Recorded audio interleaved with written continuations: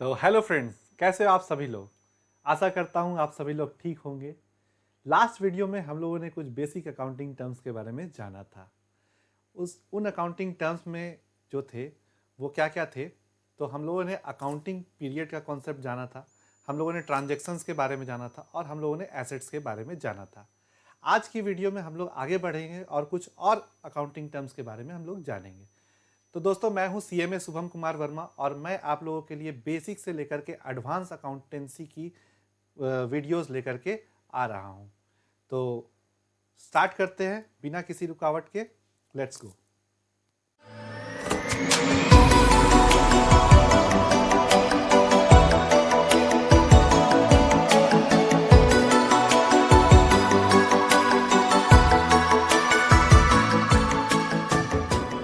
तो दोस्तों, आज का जो हमारा टॉपिक है वो है, पहला टॉपिक है लाइबिलिटीज। ठीक है, जैसे हम लोगों ने एसेट पढ़ा था उसी तरह लाइबिलिटीज भी है। लाइबिलिटीज जस्ट उसका अपोजिट है।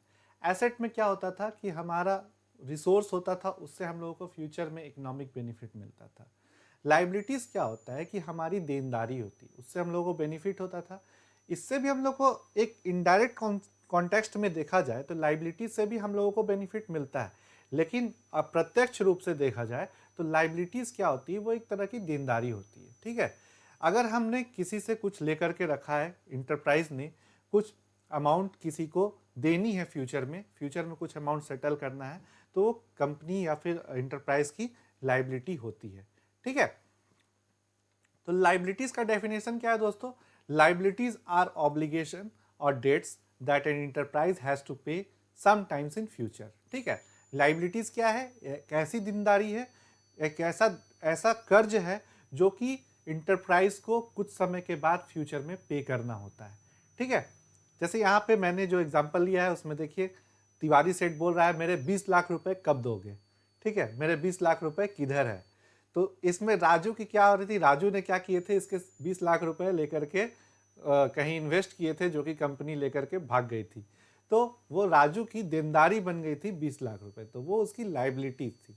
ठीक है, तो लाइबिलिटीज क्या होते हैं? वैसा ऑब्लिगेशन, इंटरप्राइज का वैसा ऑब्लिगेशन जो कि फ्यूचर में उसे रीपे करना है।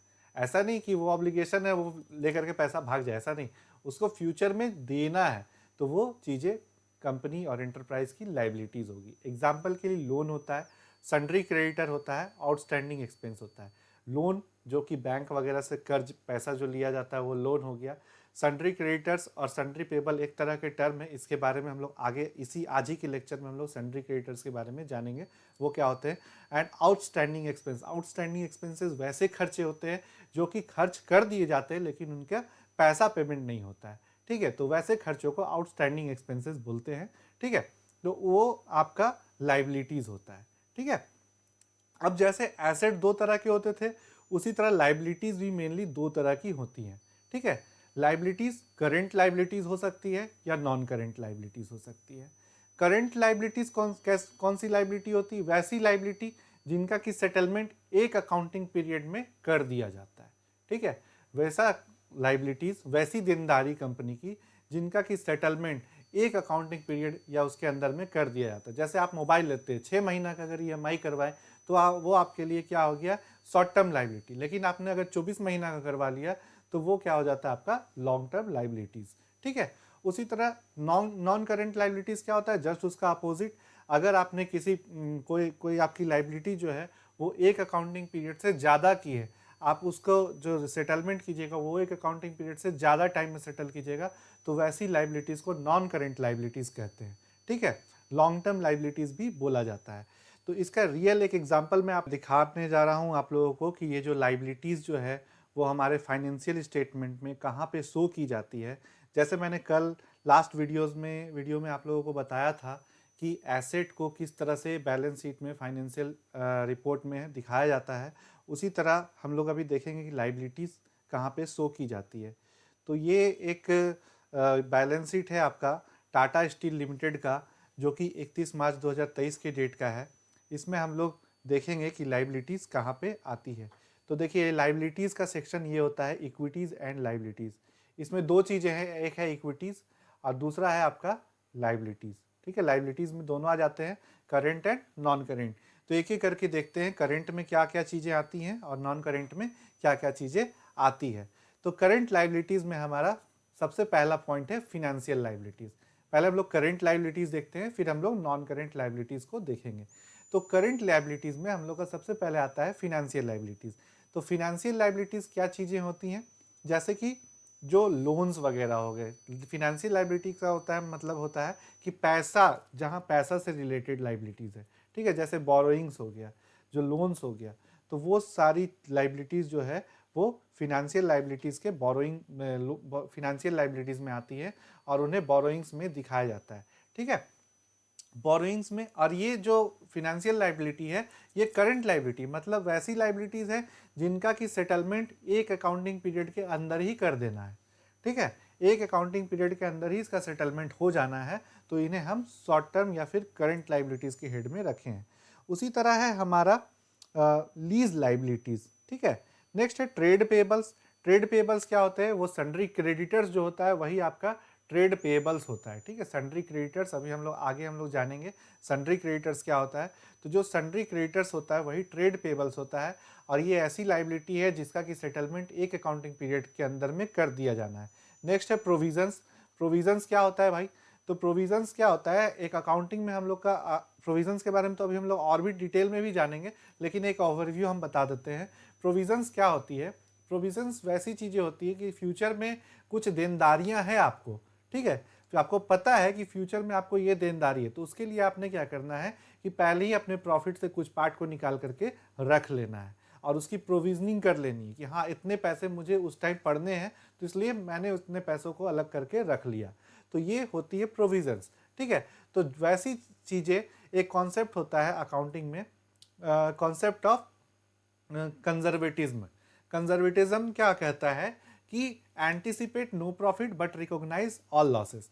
मतलब आपको कोई प्रॉफिट हो रहा है फ्यूचर में या नहीं हो रहा है उससे कोई मतलब नहीं है, लेकिन अगर आपको कुछ लॉस होने वाला है, कुछ आपकी देनदारियां बनने वाली है, तो आपको उसके लिए पहले से तैयार रहना है।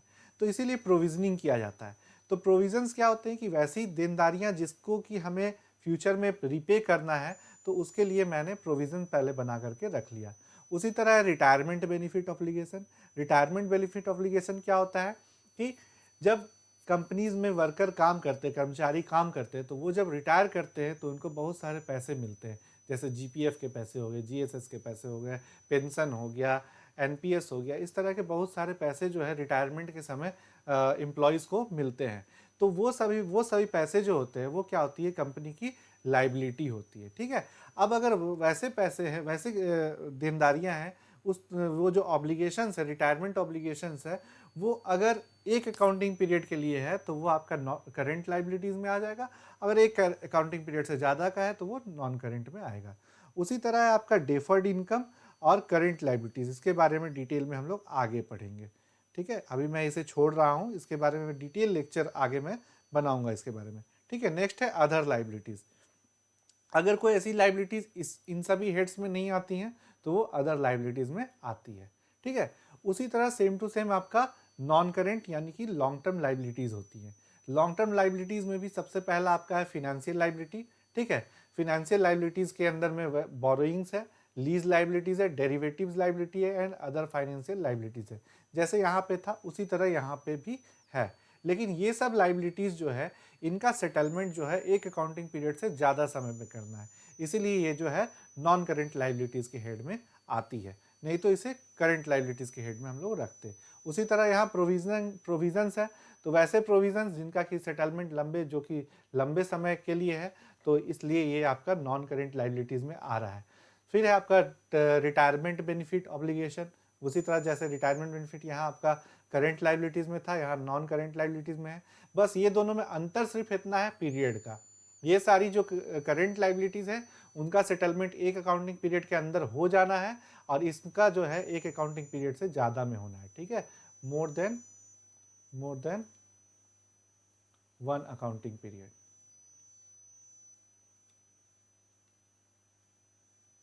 ठीक है, इसमें सेटलमेंट होना है और इसका जो सेटलमेंट होगा वो वन अकाउंटिंग पीरियड में होना है, अकाउंटिंग पीरियड, ठीक है।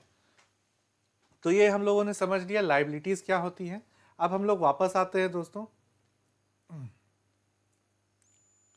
नेक्स्ट हम लोग का जो टॉपिक है लाइबिलिटीज़ के बाद नेक्स्ट जो अकाउंटिंग टर्म है वो है हमारा क्या है, डेटर्स एंड क्रेडिटर्स। बहुत ही अच्छे तरीके से समझिएगा। डेटर्स एंड क्रेडिटर्स काफ़ी कंफ्यूजिंग है, काफ़ी लोगों को इसमें कंफ्यूजन रहता है, तो इसको अच्छे से समझिएगा। मैंने एक एग्जांपल यूज़ किया है, शायद उससे आप लोगों को कभी फिर प्रॉब्लम नहीं होगा। मैंने बहुत अच्छा एग्जांपल यूज़ किया है, ठीक है। तो डेटर्स एंड क्रेडिटर्स ये दोनों चीज़ें क्या होती हैं, दोनों इंटर रिलेटेड है। तो ये दोनों चीज़ जानने से पहले हम लोग ये मैं दो ऐसी बातें कहूँगा जिसे कि आप लोगों को याद कर लेनी है। डेटर्स एंड क्रेडिटर्स कब आएगा, डेटर्स एंड क्रेडिटर्स का जन्म कब होगा? तो डेटर्स एंड क्रेडिटर्स उसी टाइम आएगा जब आपका क्रेडिट ट्रांजैक्शन होगा। पहला पॉइंट ये आप लोग को याद रखना है कि अगर क्रेडिट ट्रांजैक्शन होगा तभी डेटर्स एंड क्रेडिटर्स हो सकते हैं। अगर क्रेडिट ट्रांजैक्शन नहीं होगा तो डेटर्स एंड क्रेडिटर्स नहीं होगा। तो सबसे पहला चीज है क्रेडिट ट्रांजैक्शन।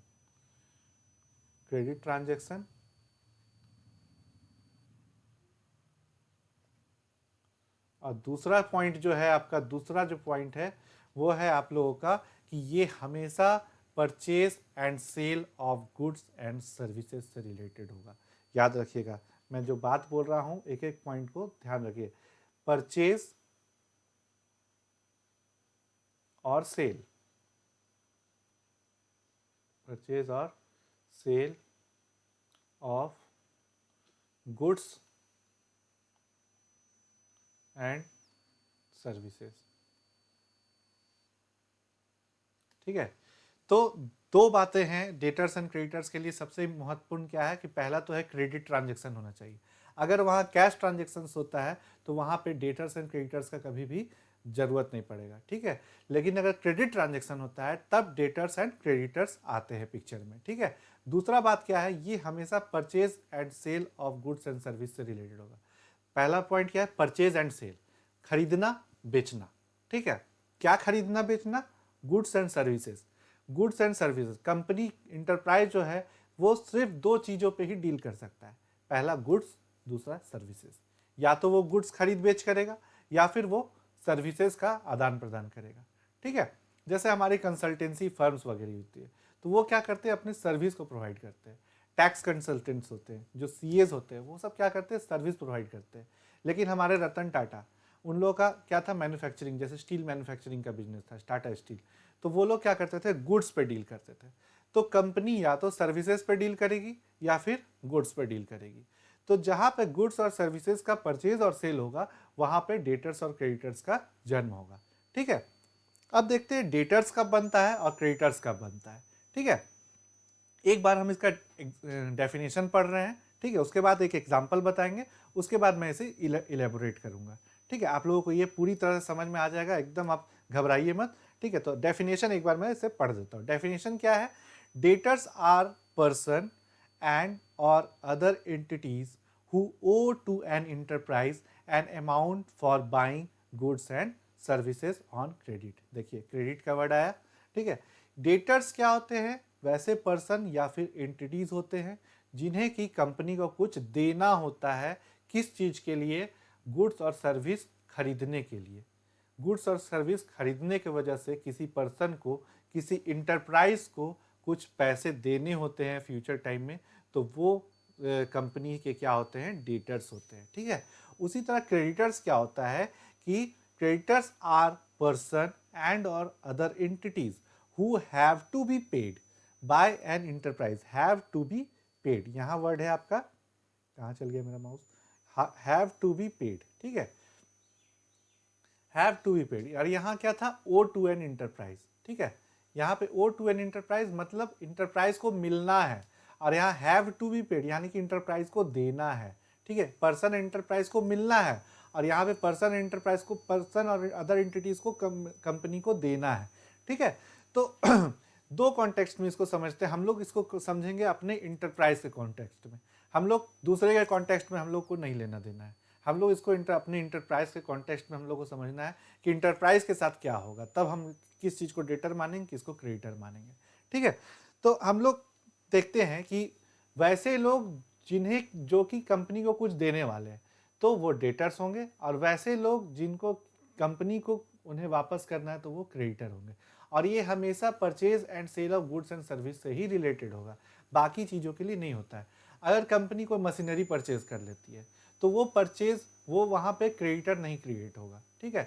लेकिन अगर कंपनी जो है गुड्स और सर्विस का सेल करती है तो उस कॉन्टेक्स्ट में डेटर्स एंड क्रेडिटर्स का जन्म होगा, ठीक है। तो आगे हम लोग इसको एक एग्जांपल से समझते हैं, बहुत अच्छा से आप लोगों को समझ में आएगा। तो आगे बढ़ते हैं हम लोग।